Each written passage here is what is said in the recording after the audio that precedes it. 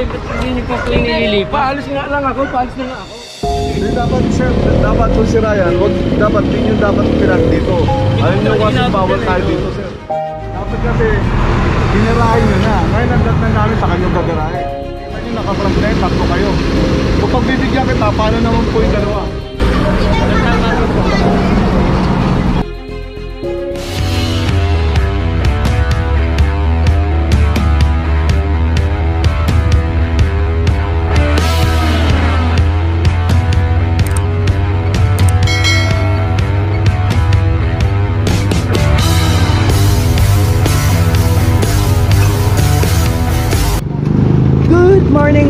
Good morning mga panibagong araw na naman ng ating MTPB Glamping Division Team Aguila.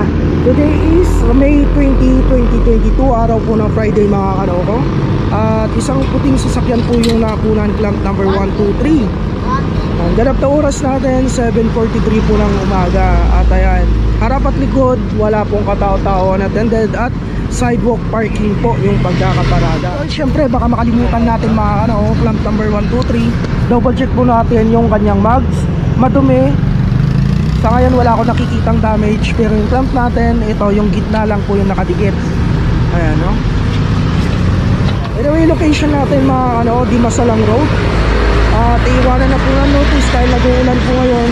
Lalagyan po ng plastic para hindi po masira yung notice, para pag nakita po ng owner o yung driver ay makikita po ng maayos yung ating notice ng clamping. So ayan na po, naiwanan na po, pasado po yung clamp at saka yung notice.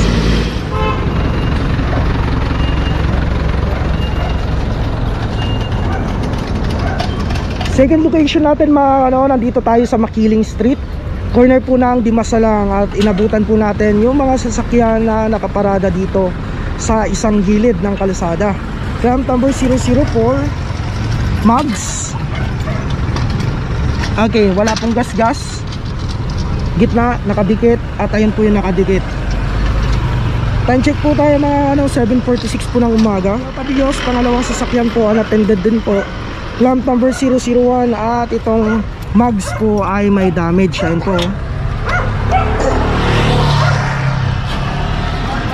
Okay, buong palibot mo ng mags ay may damage. Paalis kami Brad, kahuhuli lang kapon yan eh. Ano naman ka? Paalis ako, pupunta ako sa Krame. Kahuli na dito pero Cebu. Kahuli lang pala tayo, ba't hindi niyo pa po yung nililipa? Paalis nga lang ako, paalis na nga ako. Oo, kababayad lang namin kahapon. Paalis ako. Sa office. Ito. Pinapaaraw-araw po kasi itong lugar na. Oo nga, alam nga namin. Relax ka lang ha. Yung update dito sa Makiling Street, nahuli na pala sila kahapon, na-clamp na po. Pero dito pa rin po inabutan ng team na nakaparada. Ayan po, makikita nyo po dalawang sasakyan po magkatalikuran, clamp 004 at saka clamp 001. Sa oras po natin na alas 7:48 ay nagagalit po si tatay kasi na-clamp na po kahapon, na-clamp ulit ngayon. Complain nga po dito. Nag-clamp lang kapon.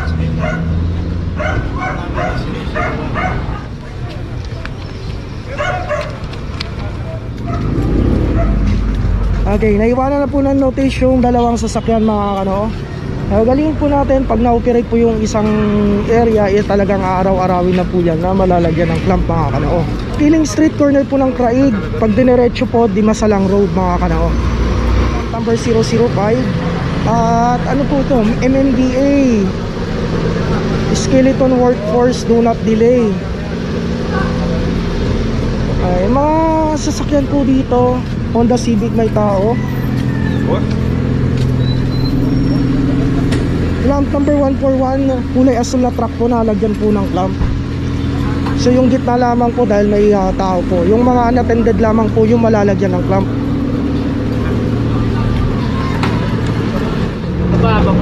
Bakit na clamp? Ay mga panibagong location po natin, nandito tayo sa Launlaan mga Isang kulay puting sasakyan po yung nabutan natin ng pagkakaparada ay nasa bangketa. Ganap na oras natin mga alas 8:14 at kinukunan po ng litrato yung harap at likod upang second evidence po ng ating mga team. Kasalukuyan po nilalagyan ng clamp. May driver side po, clamp number 002, at may damage po yung kanyang mags. So ayan o, kung makikita nyo po, nasa ibabaw yung clamp natin, nakakabit po dito sa gitna. Buong palibot po niyan may damage po. Yung truck po, kung mapapansin po ninyo, naka-hazard, kumukuha po ng mga kargada dito. Ay mga ano, na dito tayo sa Blumentritt Street, corner po ng Mercedes Street mga kanoko. At ayan po, unattended harap at likod, B25, at puro damage po yung kanyang mags. Sa oras po natin, alas 8:27 po na umaga. Dito po sa kahabaan ng Blumentritt mga ano, may ginagawa pa pong kalsada. Kaya ayan, may mga party po doon na baka ituro po ninyo o mga masabi po ninyo na may mga sasakyan na nakaparada ron sa may mismong area lamang po ng ginagawang kalsada. Pero dito po sa mismong dinadaanan ng mga ating mga kababayan ay dapat po talagang hindi paradahan, kaliwat kanan po mga kanoo.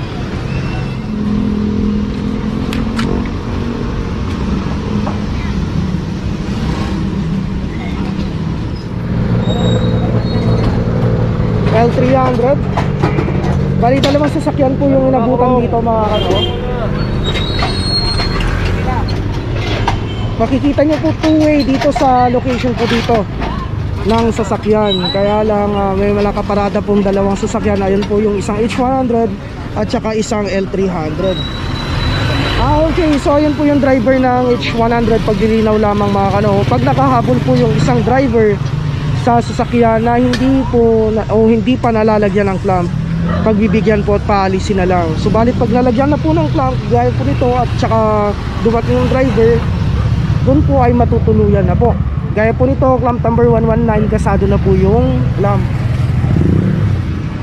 Ito po yung pangalawa sasakyan, clamp number 002, unattended po. Ganon din po kagaya ng isang L300. Magkasunod lamang po yan.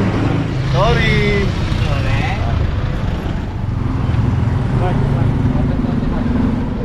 Alright mga ano, nandito po tayo sa G. Tuason, District 4, Manila mga ano. At ayan, Kuray Berdeng yung sasakyan po yung lalagyan ng clamp dito.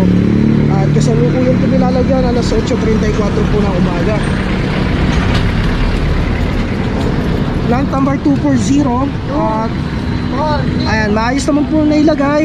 Ayan po yung itsura ng kanyang mags mga ano. G. Tuason, corner po tayo ng Cebu Street. At ito po yung inabutan natin na sasakyan. Harap at likod po, unattended.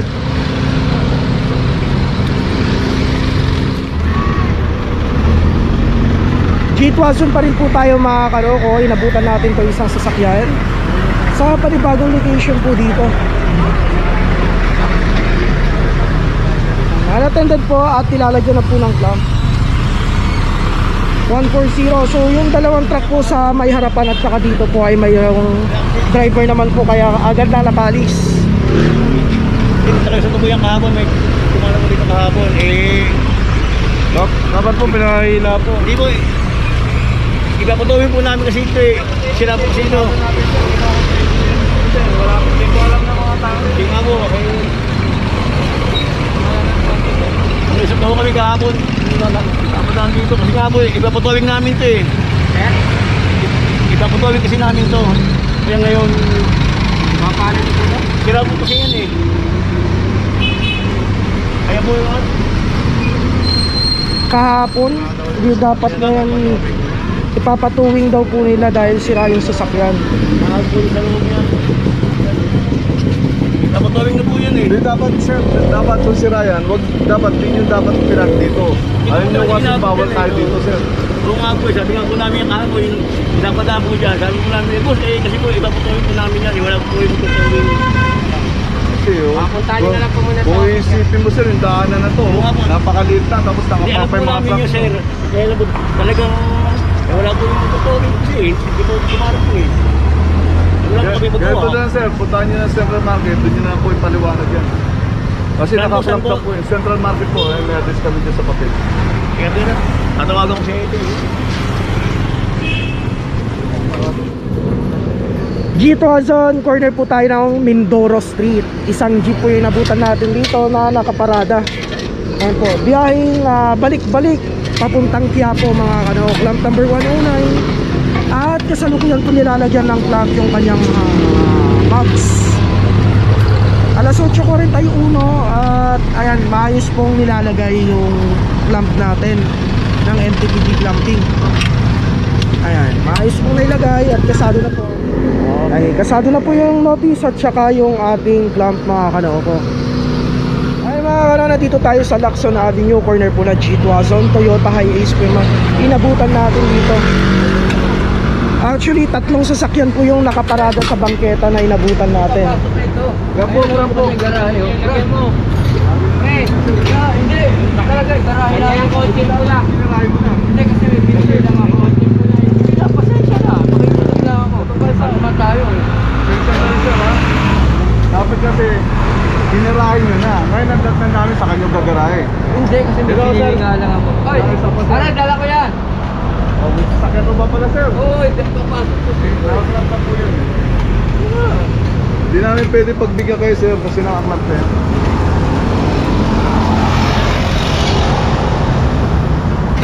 So time check po tayo, 11:56, mag-aalas 12 na po ng tanghali mga kano.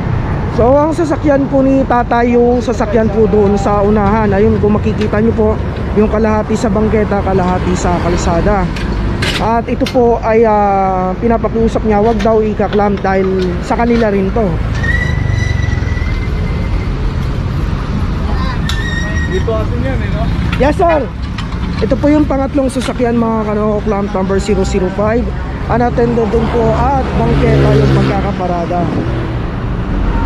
Clamp number 205 mga kano, ito yung unang nalagyan ng clamp ng ating Team Aguila District 3 and 4, Tamaraw X. Naman ito na lang, Taro.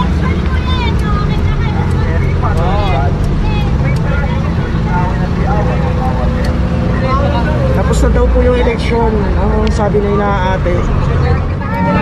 Bawal yung parking nyo. Alam niyo po. Ngayon lang po yan, Kaya galing nga po, lang alam niyo po bawal dito.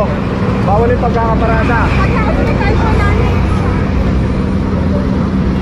Sakay na. Sir, baka bawal yung ginagawa namin. Sir, tanong ko sa inyo, sa tingin mo, tama ba yung parada nyo? O, tanong ko lang sir, tama po yung parada nyo? Halimbawa mali, sige. Dahil sa pa sir, nakikita nyo naka-front lane, tatlo kayo. Kung pagbibigyan kita, paano naman po yung dalawa? Videoan mo nga si madam. Kaya ganito na lang sir. O, tingin na sir. Sabi ko kung makilala niyo si Sir Biyahe, doon na lang po kayo may pag-usap. Ganun na lang sir ha?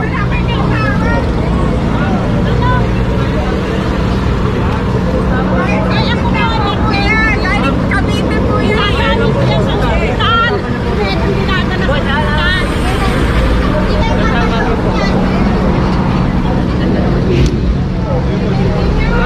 Hindi kami bayaran. Hindi bayaran dito. Bayaran daw. 3 silang nakaklamp eh. Paano pagbibigyan? Pag isa pinagbigyan, may masasabi yung isa. Hindi pa man din po tayo nakakalayo dun sa 3 sasakyan mga kano. Meron po ulit na nadaanan isang Mitsubishi na sa bangketa. Kung makikita nyo po yung pagkaparada nitong isang sasakyan na to, pabalagbag po. Clamp number 141 at kasalukuyan po nilalagay yung clamp. Aalis na daw po sila. Nakaupad si sir. Tanchik po tayo, alas 12:03 po ng hapon na po mga kano. Maliligo lang daw po sila pero aalis na. Okay, kasado na po yung notice at saka clamp mga kano.